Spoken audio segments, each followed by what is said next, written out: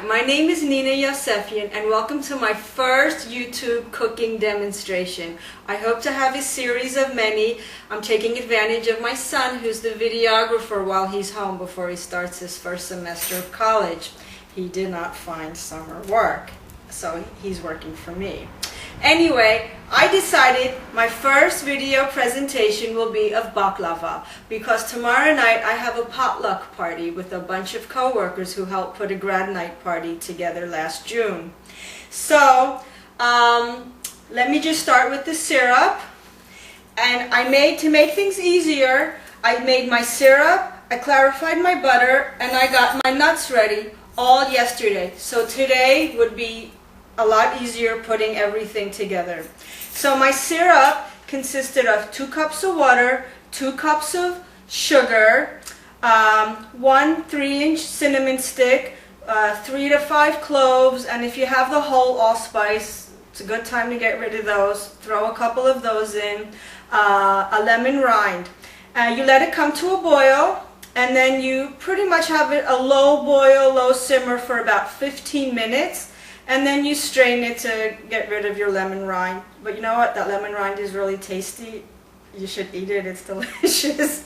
So don't throw away the lemon rind, but definitely get rid of the cinnamon sticks and the cloves. I also got my butter ready yesterday because I learned this from my Greek friend, and she clarifies her butter. And all that is melting your butter and taking the milk solids off the top. She claims that it will make for, if you leave the milk solids, it will tend to have a soggier, more baklava instead of a crispier one when you're putting the syrup at the end of the cooking. So I melted 1 1/4 cups of unsalted butter yesterday. And I also got my nuts ready yesterday. And this is where the big variance will always be. Nobody will agree, no matter how many women are baklava experts and where they came from, they will alter their nuts.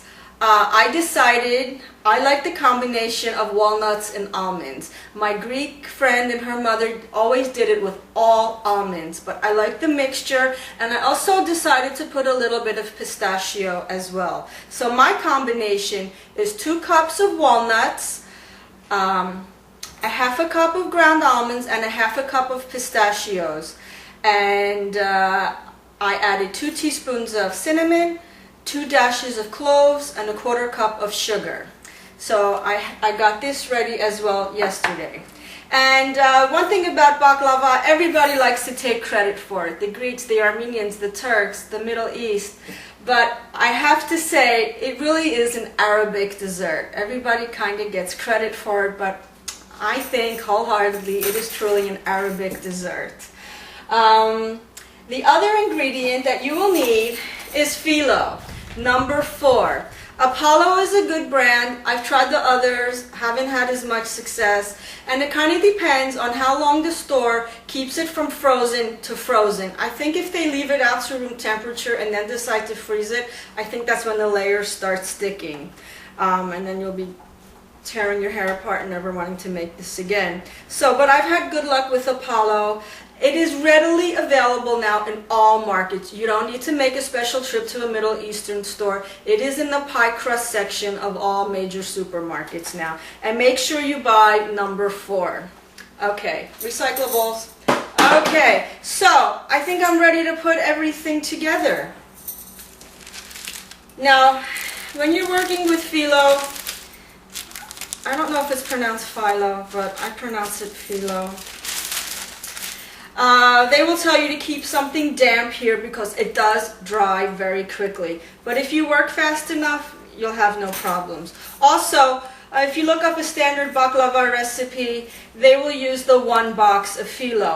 I'm surprised the companies don't encourage you to use more than 1 box because a lot of people will use 2 pounds of phyllo. I went somewhere in the middle and I did about 1.5 pounds of the phyllo. So I will have extra phyllo left over. Everybody will vary how they layer it. I like to put about 10-12 layers down, then layers of nuts and phyllo, and then top it off with about another 10-12 layers. So, and another thing I do that other people don't, the recipes will tell you to butter every layer. I think buttering every layer is overkill. So I butter every other layer, maybe because I'm lazy, I don't know. But if you put enough butter, you don't need to do every layer. So, and maybe I'm a little more generous when I'm doing this. So just get that butter on and get it on the whole thing. Spread it all over. It is paper thin. It will tear easily, but you shouldn't have any problems. Okay. And I will do this, see how easily I tore one already.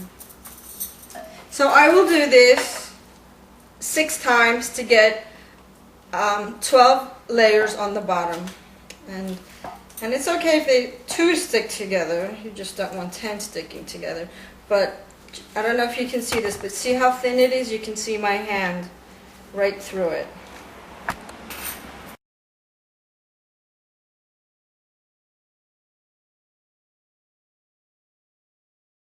Okay, so I put down my 12 to 14 layers of phyllo, and I'm going to be a little more generous with these top layer because I don't like to fight with my phyllo, and it looked like 3, kind of wanted to stay together, so rather than tear it and fight with it, I just took all 3. It's not a problem. Don't fight with your phyllo.